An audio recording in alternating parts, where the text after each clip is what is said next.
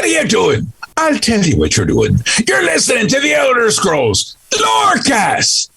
Either you are, or I'll be skipping rope with your entrails. This podcast is brought to you by our patrons at patreon.com/Elder Scrolls Lorecast. Robots Radio. Games. Lore. Stories. Community. Just press play.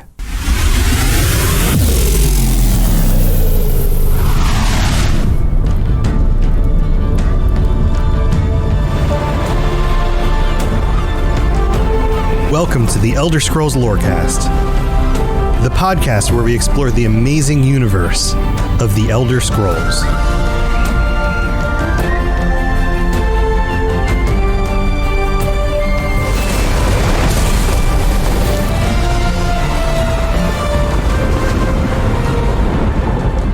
Adventurers, may the light of the infinite energies lady guide you. I didn't say that as well as I merged infinite energies and bright lady together. That was terrible. I'm not redoing it. Close enough. Close enough. Hey guys, welcome back to the Elder Scrolls Lorecast. This is Tom, or Robots. Lotus is with me as usual, and we're talking about Meridia this week. Lotus, how are you? I'm good. How are you doing? Doing all right. We finally got to Meridia. We've been going through the Daedric princes as usual. We had a little distraction last week, if you happened to notice, where we were invaded by a few Daedric princes. And now that we're done with that, we can get back to the whole getting through all of these. But we're at Meridia, and if you've been listening to this show, then you know that we've got some suspicions, I guess you could say. Some suspicions about the Bright Lady.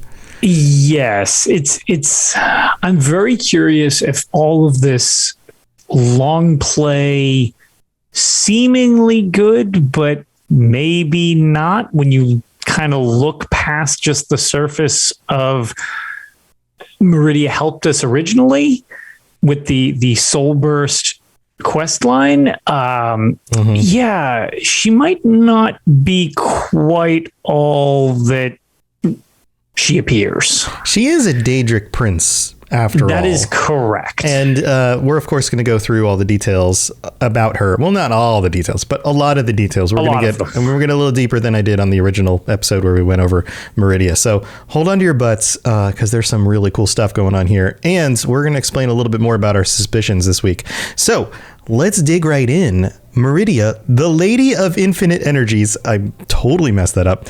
Also known as the Bright Lady, strict but fair arbiter of inner luminance. What? Ooh la la. Ooh la la. The Sunfire, the Radiant One, the Keeper, the Lady of Light, and the Prince of Life. She is known for being the Daedric Prince of Life and Light, and is associated with the energies of living things.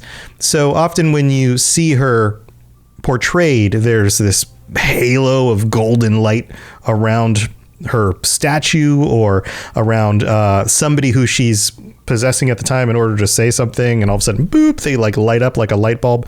So if you see Daedric Prince stuff happening and it looks like a bright light or an angelic kind of big winged shape, that's probably Meridia. That's kind of her MO. Yeah. Yeah. There's a lot about Meridia that looks very holy, very bright. And you think of like the light and dark thing that's often, a trope in so many things.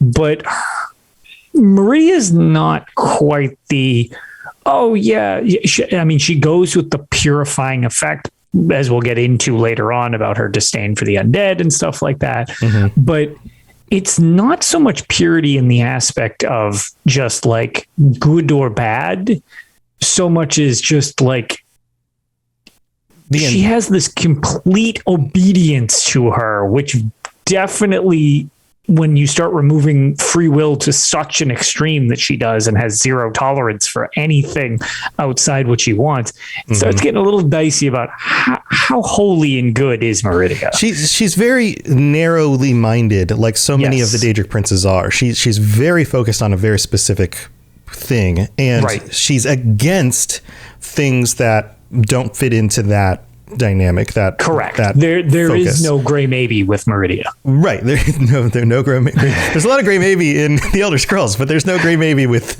Meridia. So she has a natural hatred of the undead, and connected with that would be some of the other Daedric princes who she's constantly in competition with. Molag Bal in particular, and everything that Molag Bal does. She is kind of the Daedric prince antipode, like the opposite end of the spectrum to Molag Bal. Right. So, but they're also all still Daedric princes. So yes, there is that selfish nature that whatever her goal is only known to her, and it may not even make sense to mortals. All of that stuff still applies. Yep, definitely. Yeah. So, she also goes by a few other names. She's also referred to as the Glister Witch and the Lady of Greed by people who view her less favorably. And there's a very good reason why some of the races might view her unfavorably. And that has a lot to do with, there's connections to the lore and, Daedra versus Aedra, spirits, where does she come from, all of that stuff. And sure, we'll go into some of the mythology and beliefs. We'll touch on that a little bit this week. But there's also the historical stuff that she is absolutely known for being involved with. So, for example, she was one of the Daedric princes that was highly worshipped by the Aelids, the elves that broke away from the Altmer and settled in Silwardil, and were known for lording over the mannish slaves and creating gut gardens and these kinds of things. And those crazy people absolutely loved Meridia. So yes, well, and that's why as we've mentioned before, with not just Meridia, but many situations, it's all about perspective on how people view who they view. Right. And with Meridia, she can be a hero to many. So when it's beneficial to you, just like any of the Daedric princes, if you can leverage them. Yes. And referring to Elder Scrolls Online again, a lot of times Meridia, her desires or her end goal aligns with yours. So as a side effect, it seems like she's the good guy for but it's more so just because you happen to sync up with your objective rather than overtly her being a good character. Right. Later on, we'll get into after the main storyline, and as the series has continued with Elder Scrolls Online, there's a lot of indications that maybe not so much. Yeah. So we know from the very beginnings, the Merithic era into the First Era, the connection with the Aelids. And there's also the fact that she takes on many mannish people as her slaves. She calls them the Purified. Yep. And she kind of lords over them, and they are under her command. They are slaves to her. And so that kind of puts things in a little bit of a darker light. Light? See what you did there. Darker light. And then the whole thing with the Aelids actually comes to a head when her champion, Umaril the Unfeathered, was pitted against none other than Pellinal Whitestrake. And if you don't know who Pellinal Whitestrake is, go back, listen to our episode. He is potentially a gay cyborg from the future who gets sent back in time in order to help free humanity, but also he's basically the Terminator. Yeah. But then goes completely off the rails as well. Right. And kills a bunch of elves and Khajiit and whatever. Anyway, without digging too much into Pellinal stuff, she has a champion named Umaril the Unfeathered. And there's an entire expansion to Oblivion about this, where you have to put together the pieces of the, what are they called? They're, I forget what they're called. There's like 8 pieces of something that you as the hero put together in order to understand how Pellinal fought against Umaril the Unfeathered. Unfettered. Yeah. I was going to say, I forget the name of that armor that you put back together. Yeah, and then you get the blessing of Talos, and all of this stuff comes together in order. Right. Yeah, in order to fight against Umaril. And Umaril is interesting. Like, if you actually dig into this, we could do a whole episode about Umaril. Umaril is a half elf, like the Aelids. The Aelids were elf, and half divine. And the only reference to this is in the Song of Pelennor, Volume 3, where Umaril is described as a half elf. Elf. Did I say with the TH? Elf. Half elf. And is part Ada, meaning like one of these greater beings. And we are never told who. And chances are it's most likely not Meridia, because he's got kind of this almost intimate connection to Meridia. Right. But maybe it is, because why not? Right. Because wacky stuff happens. Sure. I mean, the series is very grounded all the time. All the time. I mean, yeah. But like, it might be super gross, but maybe that's the way things are. And Umaril is undying because of this half divine bloodline that Umaril has. And basically gets banished into who knows where, oblivion somewhere, and then several thousand years later comes back into the world during the events of Elder Scrolls 4 Oblivion. Right. And then you have to basically destroy him. And this time you not only kill his body, but you go hunt down his spirit as well in order to rid him from the world. So that's probably another really good reason why Meridia might not be a good guy. Right. So anyway, that's a whole nother thing. Just wanted to put that out there. It's very well known that like she was connected with all of that, and had she had her way, the Aelids would have maintained control of Cyrodiil. The Manish empires would have been. The whole line that goes all the way through, the Dragonborn leaders, all of that stuff wouldn't have happened. Which, when you think about it specifically, pits her very much against Akatosh, because the line of emperors was basically set up through the blessings of Akatosh. And there's also another dynamic here. Meridia is known to have some powers over time. Right. So this is kind of interesting, because she and Akatosh are not the same thing. In fact, they are pitted against each other in some cases. And he's the time god, and yet she has some control over time as well. Yeah, which I can't imagine sharing that type of power probably goes over too well amongst deities. Yeah. So there's a lot of speculation about her origins, how she came into being part of the Daedric, the number of Daedric princes, all of those things.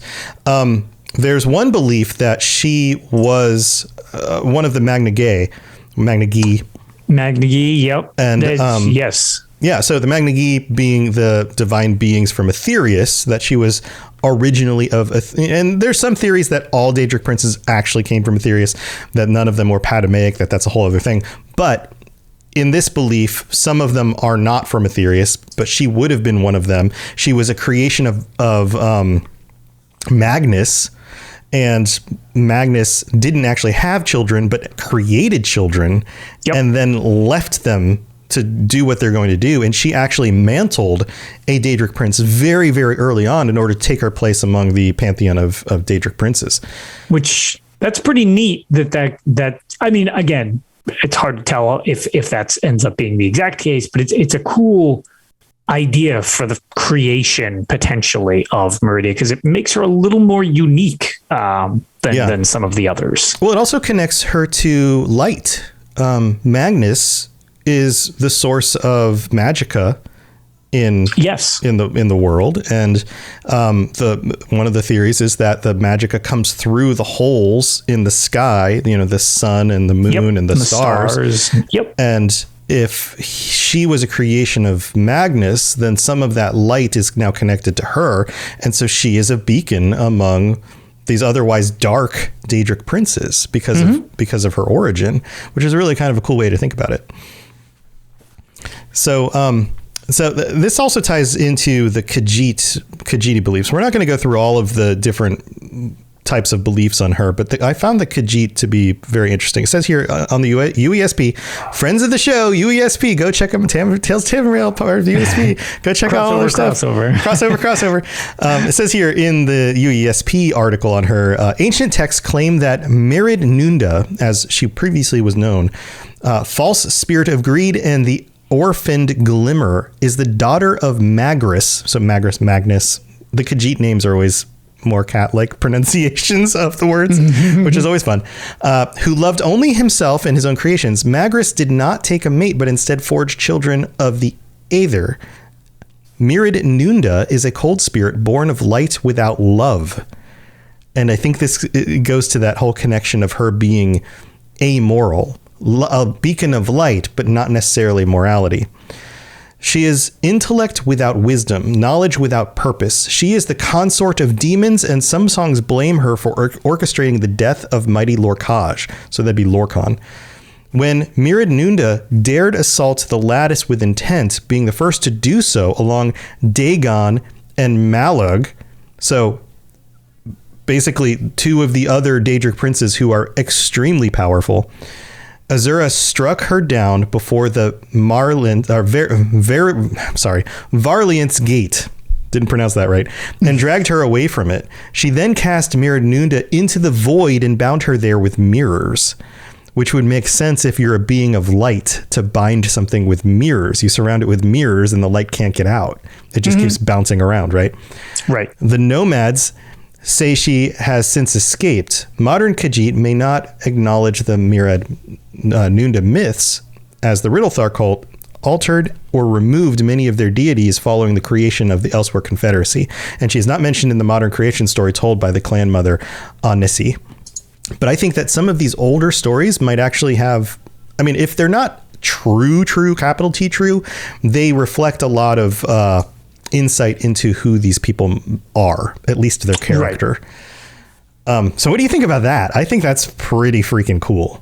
Yeah, that's definitely kind of an interesting. The Khajiit versions have some really cool, different versions of a lot of different things. We saw it a lot with the Divines, and even a lot of the times with the Daedric princes, like with Meridia right there. It's like their stories and their culture, even when it's very similar, has a very cool, unique way, unique twist to it compared to the other versions and stuff like that, which I always appreciate. Yeah, I like so much that there's a distinct difference between the Khajiit version of these stories and the elf version, the Altmer version.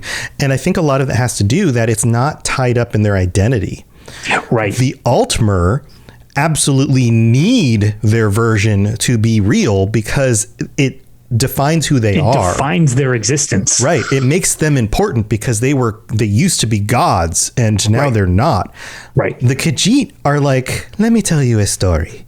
This one's interesting. It's about Meridia, and then they go on and it's all about it's an interesting story that might have some truth to it. And there's very little actually tied into their identity. So if it's not actually real, it may be real, it may be not.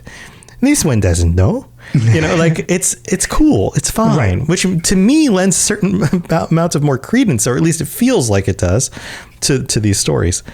So I think that's really cool. And like Rob says here, it connects her to Dagon too, who was also rumored to be a Magna Gay. Yes. So there's again more potential tie-ins. It's the creations of gods in this series is always an interesting thing, just because everything is so unsure, and then you have something that's so powerful that's also unsure. It's like layers of what ifs. And I don't know. I find that stuff fascinating. I like having questions at least in fiction, with some kind of here's your answer, but it's not fully the answer. Like it leaves it a little ambiguous, and the creation story is a little hazy as to it's not just, yep, she's here, this is how she was formed, and the end. Like here are the things she stands for. There's not the same concrete. Sorry, I don't know. Dog's barking. Yeah. Same concrete dog barking.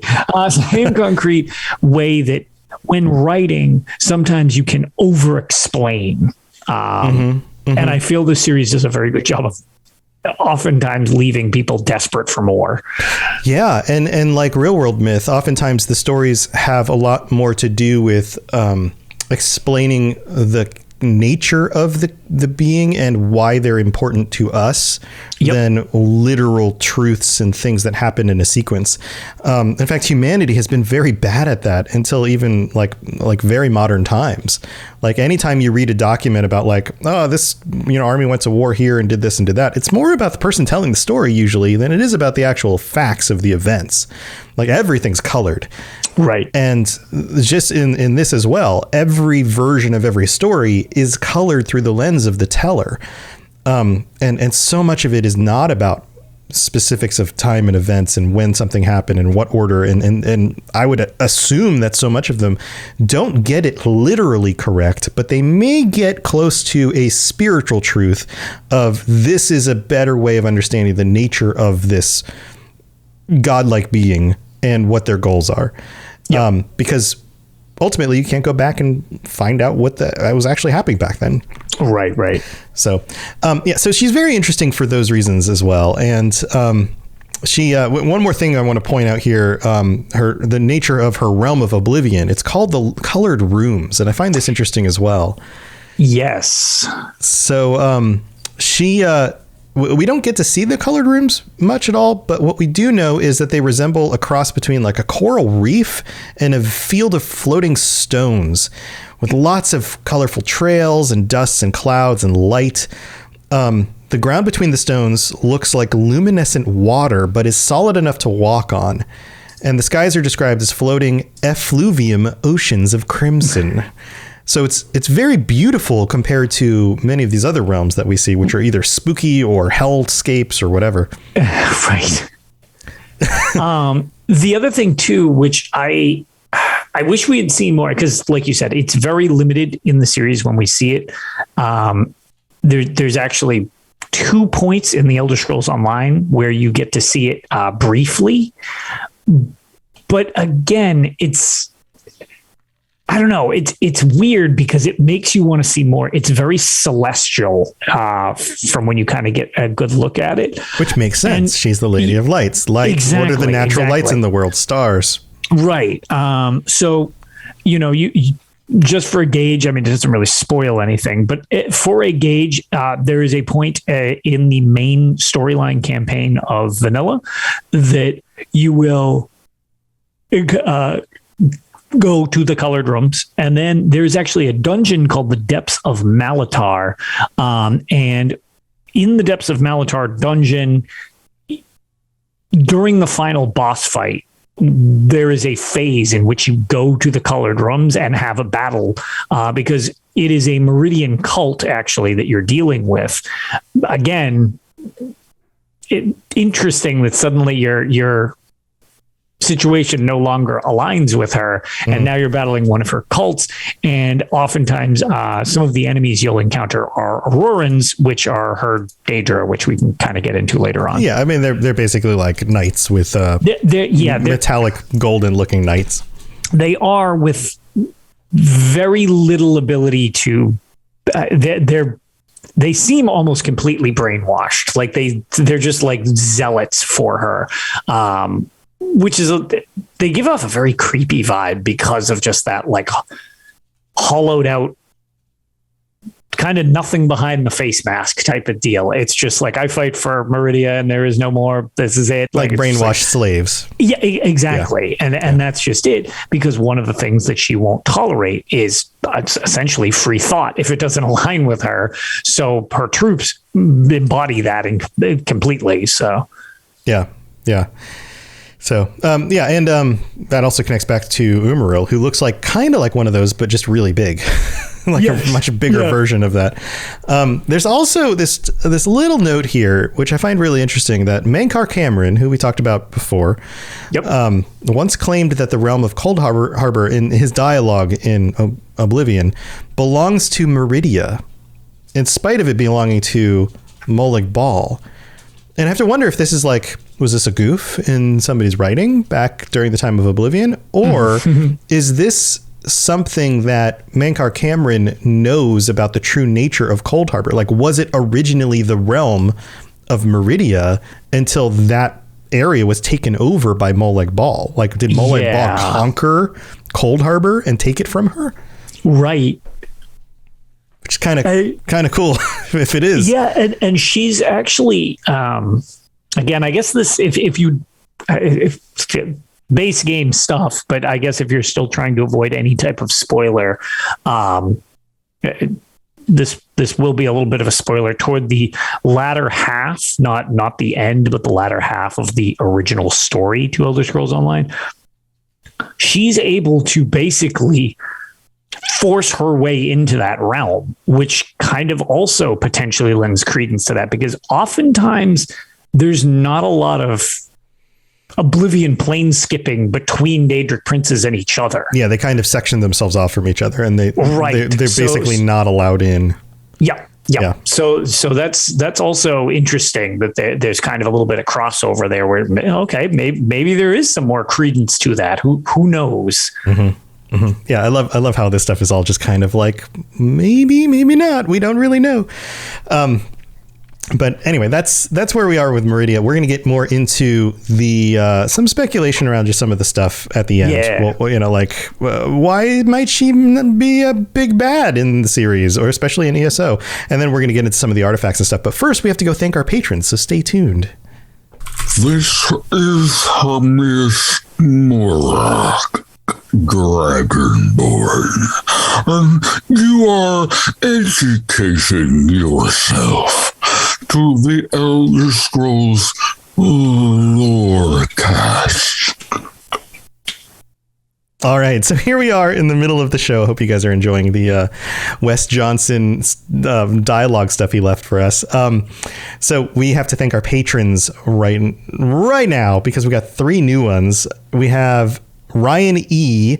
and Jaden A. and Jose P. Welcome to the Patreon. Thank you so much, all 3 of you, for signing up and for being here. This raises our numbers to a total of 103 right now, 103 current patrons, including our Daedric Princes, Mr. Gummy Boy, Kira, Noodle Al Dente, and Riverwood Chicken. Thank you so much to all of you.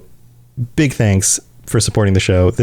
I can't tell you how much I appreciate it, because this allows me to do this as a full-time thing. So thank you to all of you guys. I hope you're enjoying all the different rewards you're getting, all the episodes, the early, like the first 90-ish episodes that were banked and that are part of the Patreon. You get access to all that, ad-free episodes that come out a day early, and our patron chat, which is going to be happening next week. Now, Lotus, I've got some schedule conflicts for next week. Normally we would do it on Thursday, but I think I might not be able to do it Thursday, but maybe we could do it Tuesday. Would you be free? Yeah, we'll take a look, see what we can figure out. Yeah, we'll figure out a time, and might have to do it earlier in the week. And if we can't figure out a time that works for everybody next week, we'll just delay it a week, and we'll still just let everybody join us and just do it a little bit later. But if we could knock that out, maybe, I don't know, 10 o'clock on Tuesday. 10, would that be too late? Let me take a look. I think I might be able to swing that. Okay. Yeah, we'll figure it out, and we'll let you guys know. But thank you to everybody for being here and supporting the show. We also have a new review that came in from Seminarium Lord. Man, my pronunciations tonight are terrible. This one's great. So this is on Apple Podcast. Whiz Sassafras Pumpkin Cheese Podcast Extraordinaire. I don't think I've ever read a title quite like that. 5 stars. Boom. Straight from Oblivion comes Tom or Robots, a voice from the Nether talking to us about the secrets and the knowledge behind the Elder Scrolls. Kind of suspicious. I think he might be Hermamora in disguise. Look out, Lotus. Great show, great detailing, and an amazing crew. I'm a longtime listener, and I love the community efforts and love being able to just chillax and listen while doing work stuff. 14 out of 10 stars.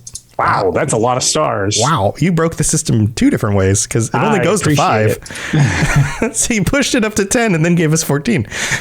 Robots and Lotus, you guys do amazing work, and would definitely recommend anyone who has just a bit of time on their hands and is in need of something to listen to, or someone who's interested in the games but doesn't want to read every single book about it. This is a fantastic podcast with a fantastic crew of people on it. Great job, Robots, and keep up the work of slowly becoming Hermaeus Mora by absorbing all the knowledge of the Elder Scrolls universe. Again, I'm warning you, Lotus, keep on your toes. Seminarium Lord, thank you so much for that awesome review. And to everybody who's taken the time to leave us a rating or review on Apple Podcasts or Spotify, thank you so very much. It really does help us out. But that's what we got for this middle of the show right now. Let's move on with the rest of the episode. You're listening to the Elder Scrolls Lorecast, dear child of cities. That is why the Night Mother loves you. All right, we're back. Man, those are so great. They're so good. They're so those are good. So great. Rob in chat says, spoilers, the Hollow City is ruled by Meridia despite it being in Cold Harbor. And it's not really that she forces her way in, but that she's been living there as the groundskeeper the whole time. So it seems like she's got kind of an anchor. So we're going to actually continue with the spoilers. I mean, I assume if you're still listening to this portion, you're accepting of the spoilers part. This show's all spoilers. I mean, this is old enough that it's like it does involve a decent amount of plot twists and stuff like that.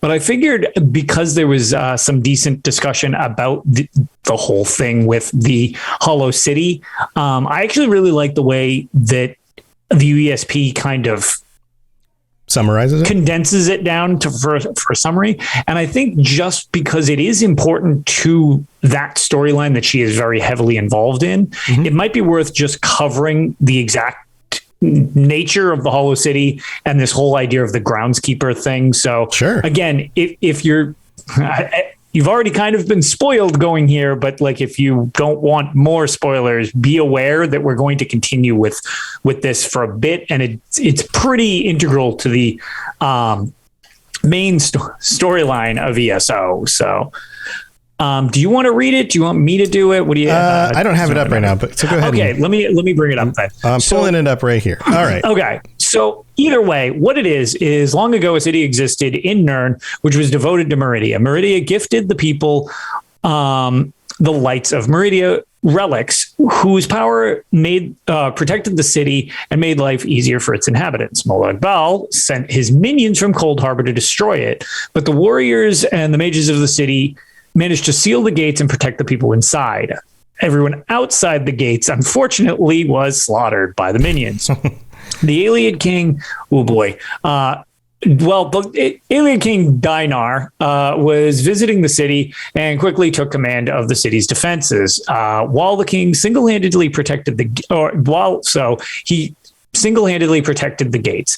As he fought, he prayed to Meridia, and Meridia felt compassion for her worshippers and answered. But she also saw an opportunity. Molag Bal's portal, in which the minions came in, worked both ways. She filled the lights of Meridia with even more of her power, warding the city and pushing it into Cold Harbor. The lights of Meridia and the city's inhabitants were scattered all across Cold Harbor when the city entered into the realm. Many of the city's inhabitants were captured or slain, which is all people you meet their husks.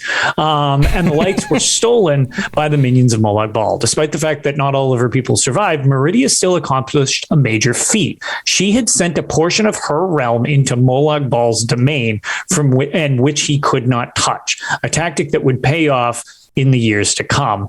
And she masked all of this behind the fact that you don't realize for a very long time that you are actually dealing with Meridia under the guise of this groundskeeper that you had mentioned, which she's kind of just a generic groundskeeper around the area, but it's actually Meridia kind of nudging you to do her bidding so that you can prevent the plane meld and mess up Molag Bal. And the way to do it is kind of utilizing her stronghold. That's why I mentioned that she kind of infiltrated Cold Harbor. Right. And it still makes me curious, like, since that's kind of not a common thing, was there more to it other than it just being a two-way portal? Could any of Prince done that? It's hard to tell because there's not really a lot of comparison, being that the story itself is pretty anecdotal. Right. And it also ties back to the whole, like, she was beneficial to work with because we had similar goals, but what was really her goal on this? Like, seems like she didn't want Molag Bal taking over Nirn. That makes sense. But it sounds like she also took advantage of this in order to infiltrate his own realm. and like land a blow on him that way, which would make sense. They're in competition with each other. Sure. We get that. But the way she does these things, and I think this connects back to some of your suspicions about what else is going on behind the scenes in ESO. Yeah. She, like, from the beginning of the ESO story, we work with her not knowing that it's her in order to further some of her goals. And then throughout every expansion that we've had, we haven't really had to deal with her again that much. I mean, a little bit here and there, but like for the most part, it seems like she uses this guise of being a good guy, because at first she looks like a good guy, all bright lights and angelic and all of that, in order to, in some ways, in very sneaky ways, manipulate mortals into doing the things that she actually wants. Would you say that that's part of very much so? And it's under the guise of being like, and that's, I think, one of the main things that helps manipulate those that work for her, is it's under the guise of something that seems noble or seems good, and it might have very different meanings. And you might also think, because this is a story where she actually responds to the siege, like she takes care of her followers. I think maybe this would be a good way to bring into there's a temple in the Greymoor expansion that they're praying for her help. And it's in the same location in both Skyrim, in Elder Scrolls 5, and in ESO. It's the same temple, actually. Correct. It is the same temple. Right. So the thing is, in Elder Scrolls Online, during that the Grey Host coming in, you have the situation of, okay, well, this is all happening. There are Hero Storms dumping in, all sorts of chaos going on and stuff like that. And her priests and priestesses are like, oh my God, please help us. Like, you know, vampires are coming in, everything's getting destroyed. A Hero Storm literally like opens up right above it. And it's like, oh my God, this can't be good. And they're just like, hello, getting torn apart. Hello. And they all just get torn apart and murdered. And she does a big pile of nothing and just lets them all get murdered, which is like, which doesn't always seem to be her MO. Like sometimes she responds, like people pray to her, she shows up, like she's very active. Right. And in that situation, it's kind of like, okay, well, was it because that she was busy with something else? Like, or did she just like, I don't care about this. Like, whatever, knock yourselves out. I can't be bothered right now. I'm doing something else. Yeah. Yeah, I mean, there's some questions about that. So Ben in chat says, watch her be the next big bag. Big bag? Did I say bag? What is wrong with me today? Nailing it. Big bad in the next year's expansion. I think that of the Daedric princes, there were really only a handful that have like world-shaking potential. And somebody like Molag Bal, somebody like Mehrunes Dagon, and somebody like Meridia, I think are among like a small handful. I'd have to think through all of the others. But for the most part, they all kind of do their own things and just seem like a nuisance and they just do their things, right? But some of them I think might be powerful to actually change the world. And I think she's one of them. Yeah. And I believe that she's got another situation where I always assumed that this was what related to Molag Bal's quote at a Dark Anchor, is that there are crueler masters than I when you shut down one of his Dark Anchors. One of the quotes that is just got a myriad of things he'll yell out to insult you or whatever. Which makes you go, wait a minute, no, come on. You're freaking Molag Bal. You're Molag Bal. And I always wondered if that was a nod kind of just at the fact it's like, bruh, you don't even realize that you're helping somebody who's just going to brainwash you again later. and it's, you know, cruelty from a perspective of that is, you know, it's really, Molag Bal's really far down that list of being not just horrific, right. But every form of torture. Exactly. Like, yes. But at the same time, like, it just made me think that it's like there's something more to being deceived, and again, or your free will being completely removed, right? Which is a horrifying thing. And I've long been waiting for the twist when Meridia becomes your main villain, because, like I had mentioned with the Depths of Malatar, that was a situation where you're battling her cult. There's another one, because spoilers, unfortunately, will continue, as she's pretty integral to a lot of the Elder Scrolls Online. So if you don't want Somerset spoilers, I forewarning here as well. As it was just mentioned in chat, Darian Gutier is a character that you run into and are under the impression dies in the vanilla campaign, but then comes back later on as like this golden knight. And you don't even realize who it is for quite a while. And, you know, he's almost comic relief at points, but he's pretty useful. The reason that it's a little disturbing in regards of what he does and doesn't do of his own free will is when you complete the Somerset storyline, the guards in the palace will be talking, and you can actually overhear them mention it if you don't find it on your own, that a glowing book appeared upstairs. And if you go up the stairs of the palace, you will find this book, and it's basically the journal of Darren. Yeah, Darian's last words. Yeah. Yeah. Okay. Is that what the name of it is? The Journal of Darian Gutier. Yeah. But it contains his last words. Yeah, his last words. Right.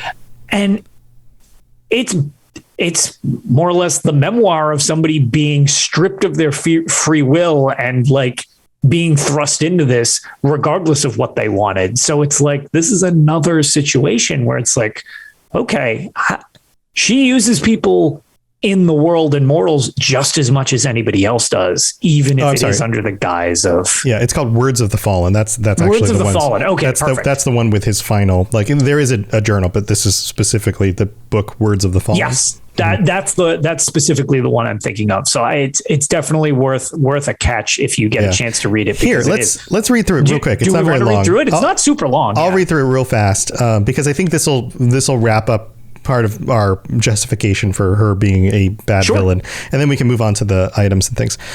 So Words of the Fallen by Darian Gutier. Never trust a Daedric prince. If there's anything I learned at all from this, that's it in a nutshell. I used to think I had a purpose, a part to play in the grand scheme of things. I suppose I did, sort of, but the way things turned out, it wasn't at all the way I imagined. Meridia said I was her vessel. I guess my fate was sealed from the moment she brought me into existence. Which means that it goes back into the story about Darian, that he was kind of not mortal in the same way that everyone else is, similar to the other character we talked about earlier. Yep. Which is a kind of cool callback. Now, here I am, back in the colored rooms. I thought that when I gave my energy to restore the sword, which is the events of Somerset, and I did that for my friend, not for Meridia, I thought that was the end of me. I'm back, though. But this time is different. My light, it's fading. I can feel the darkness getting closer, pressing in. I expect that once the light goes out, that will be the end. I need to tell you something about Meridia. She's a deceiver. She's promised that if I serve her faithfully, I'd earn my freedom. She never told me that freedom was just another word for the void. Don't trust her. Don't trust any of the Daedric princes, not ever. I found peace, though. Meridia gave me a chance to see the world and those I care about one last time, to save those I loved. I'm grateful for that, at least. I wish I had a chance to say goodbye to everyone. To Scordo, to Gabriel. Gods, I miss them. But most of all, your player name gets inserted here. I don't know if they'll understand how much they truly meant to me. Perhaps we'll see each other again in another place, another time. I probably won't be the version of myself that's writing these words, though. That seems like foreshadowing. That me will be gone. I can live with that. I only wish I could have spent more time with everybody, had a few more adventures, ordered those drinks like we always talked about. I hope my friends find peace, happiness, and love. They deserve what I could never have. If anyone ever finds this book, know that I will never forget those I named herein. And if you find them, and I pray that you do, tell them this. Protect the ones you love, hold them close, cherish their every moment, make them laugh and laugh with them, smile together, and never ever forget that the moments you have are so very precious. Oh, and tell them not to forget me either. I mean, I am a legend, as far as I know. The polite, handsome, and humble knight, Darian Gautier. So, yeah, I think that's a good summary for the terror of serving Meridia and how it strips you from yourself. Being stripped of your abilities to think for yourself is just like a disturbing concept, because the inability to think for yourself is just really, at least to me, just very, very disturbing. Yeah, I mean, this is kind of like the horror of losing your mind. This is the horror of, that we talked about last week. We're raising money for Alzheimer's. That's what I was about to say. In relation to something as horrible as dementia or Alzheimer's. Right. And that's why eventually my body will be a husk, and you will no longer recognize the me that used to be in this husk. Right. That's basically what he's saying. Which is terrifying. So on that happy note, why don't we move over to your favorite stuff, the artifacts? Yeah. Yeah. Which, ironically, it's kind of funny. She really just kind of has one artifact I care about. Yeah, the others, we can go over some of the others real fast. We will. So I'm actually, usually I kind of lead up to the one that I like the most. Mm-hmm. But in this one, I feel like it's kind of worth starting with the only one that I feel is super useful. It is actually one of my favorite Daedric artifact weapons in the series. And that, as most people know, is Dawnbreaker. Mm-hmm. Dawnbreaker is a Daedric artifact created by Meridia, obviously. It was forged in holy light that breaks upon the prince's foes. In appearance, it is an ebony longsword containing a distinctive light-emitting crystal in its crossguard known as the Dawnstar Gem.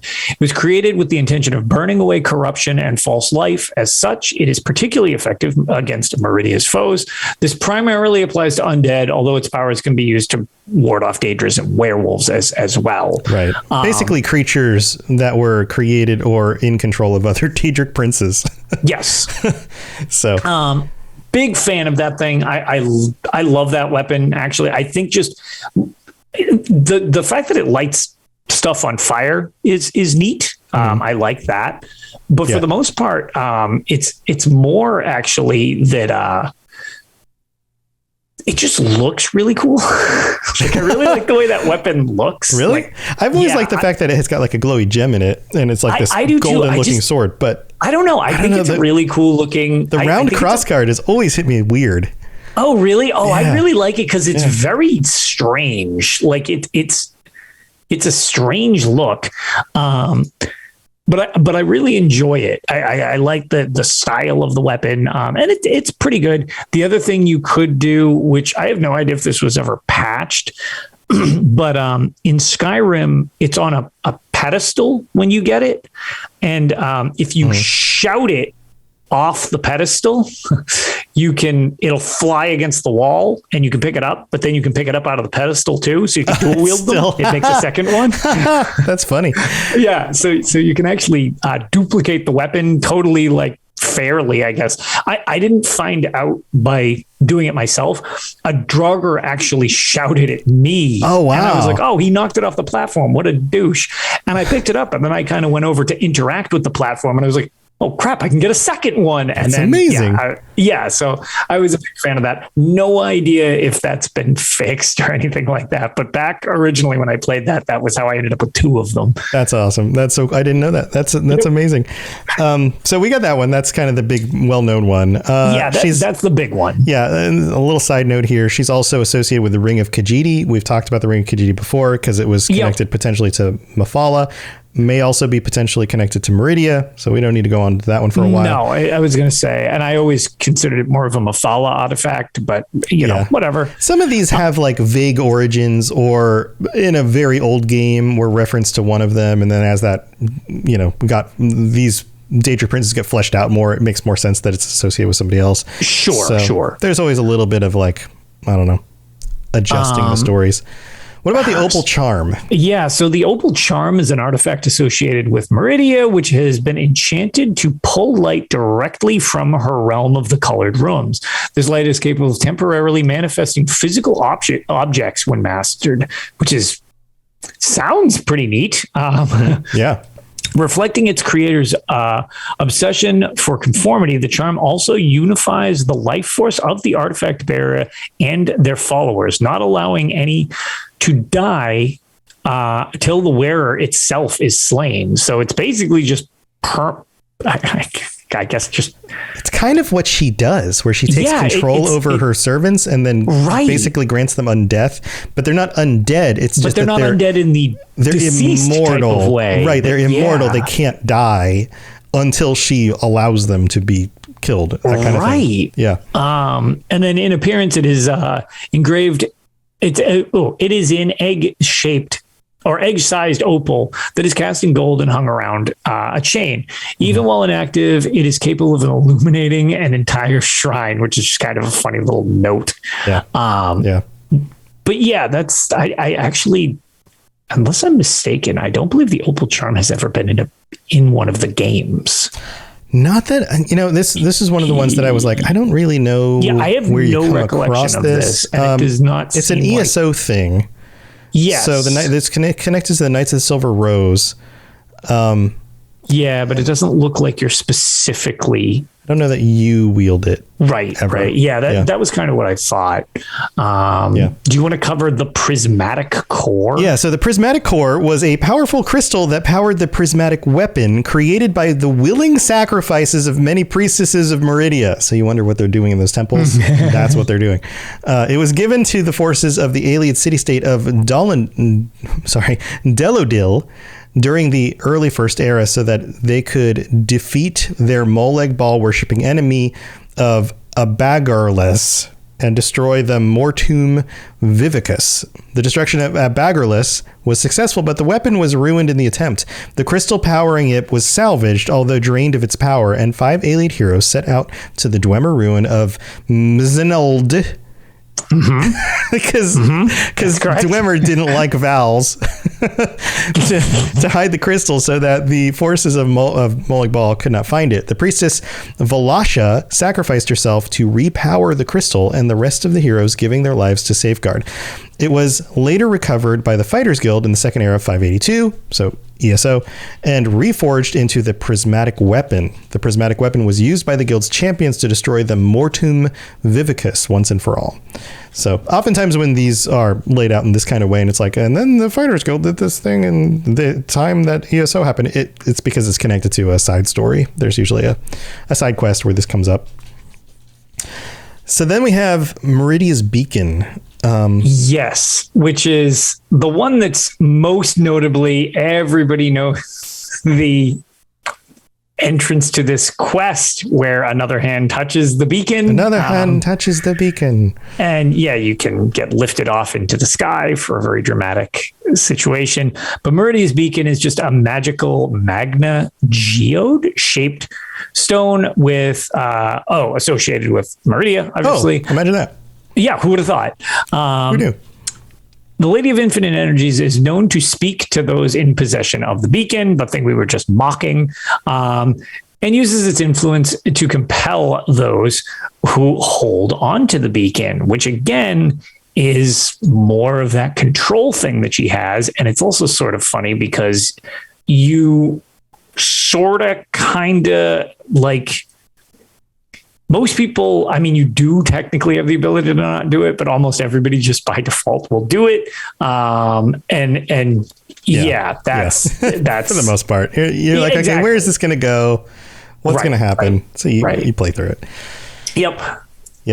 All right. So it's time to wrap up the show with a little bit of trivia and the voice actor who plays Meridia. So did you know, Lotus, that even in Skyrim, if the Dragonborn, you, are a vampire, Meridia will still openly accept aid and reward you with Dawnbreaker. It doesn't actually stop that questline from going.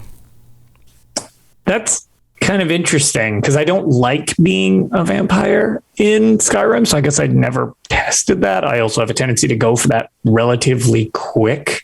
Mm-hmm. But she doesn't stop you. There's not like a built-in wall or dialogue that they put in the game that was like, "Halt, unclean one!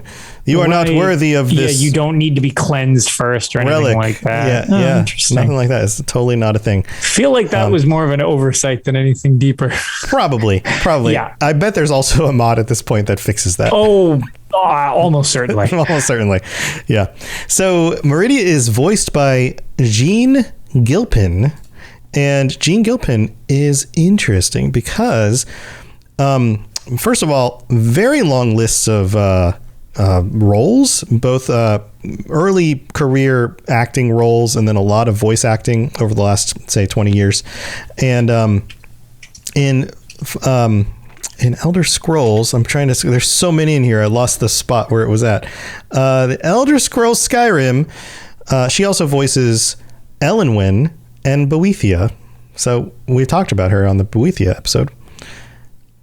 So also Elenwen. Her career started back in 1971 and showed up on some TV series and things like that. Also known for doing a lot of cartoon voices, like additional voices on Garfield, A Tale of Two Kitties. The classic. The classic, right? There's other characters that you might recognize from other games. So Dragon Age 2, Knight Commander Meredith Stannard, for those of you who are Dragon Age fans. Let's see. There's most recently, I found this interesting, the new Chippendale Rescue Rangers movie that came out. Did you happen to see that, Lotus? I did not. That's that hasn't managed to come across one of my TV screens yet. Well, if you have kids, chances are you might have picked this up and watched it. Yeah. And also, it turns out Meridia is brain controlling all of you. Well, she's Mrs. House as a voice in this. But speaking Perfect. but the movie's actually really smart and very like, cleverly written. Yeah, especially for maybe people. It really is secretly Meridia, and you just think it's Mrs. House. Maybe, but another especially ploy for people who would have watched, Chippendale Rescue Rangers as kids. I remember the show as a kid. Yeah. So lots of funny references. Some pretty good. Also, Manki Chava in Halo 5 Guardians. Didn't play 5. Don't know if you've played that. Final Fantasy the only 14 one I haven't played, actually. Is Merlwyb. I don't know how to MERLWYB Blowfistwin.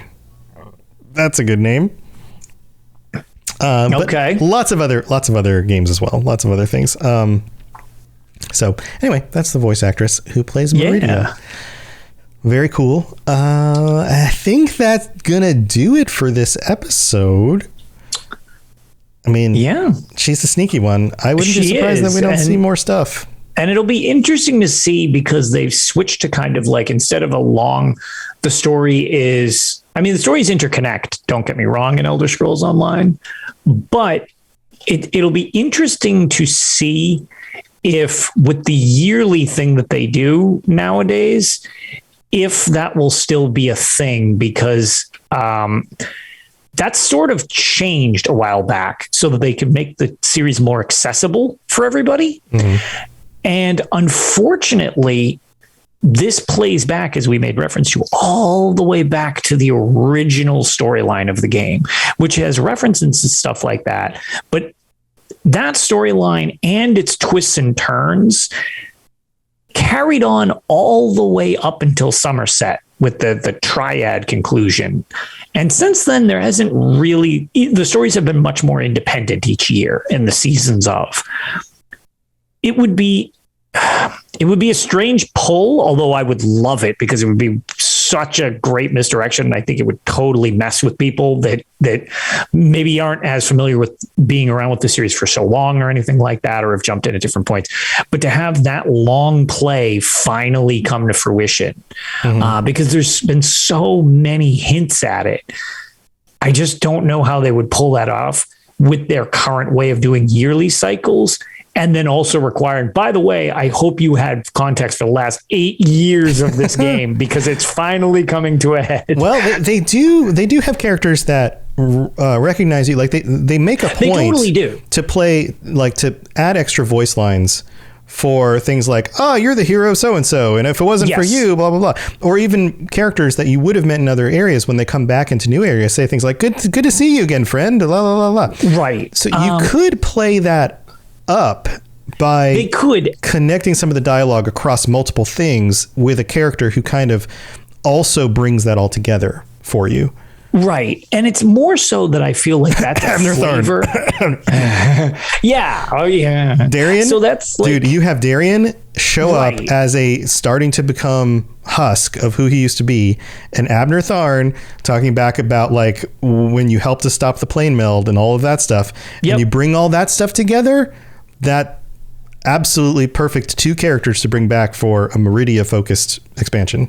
Also, that's how you do it. I personally love Ben's suggestion of a 10-year anniversary. Would be really cool if that's how like the first decade of Elder Scrolls Online goes down. Right. That would be intense. Dude, what if Molag Bal like takes back control of, or not takes back, but takes control of the Hollowed City? Right. I was going to say, I mean, it's still in his realm, even though. Right. What if it's like a push? Like, what if there's some sort of like re-invasion using the connection of the Hallowed City with it not actually supposed to be part of his realm and all of that. Right. That could be cool.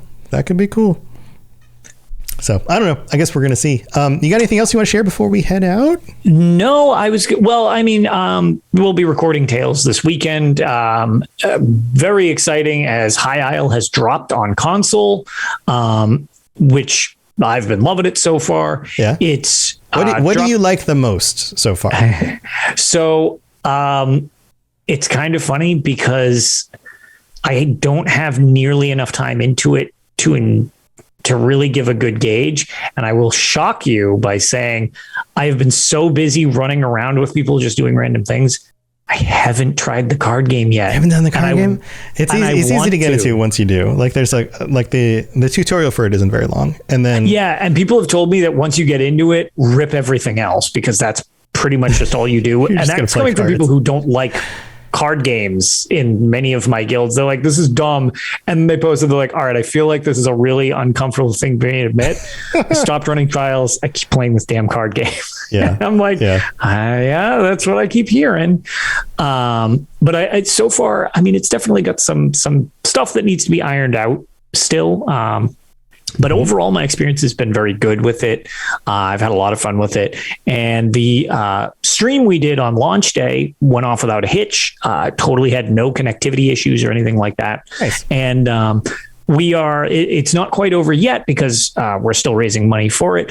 But I just set a little $200 goal because I haven't had time to like commit to constantly streaming or anything like that. And we're actually already at $160 raised from my portion of the 200 for the Ending Alzheimer's thing, which Wes Johnson had mentioned last time he was on the show. And the charity as a team is at, what was it, 18,000 or something like that? Oh, I think they crossed 20 recently. Did they break 20? Yeah, I think that was this morning. So it's like the whole team is doing amazing, and everybody's contributions getting added together is just phenomenal to see.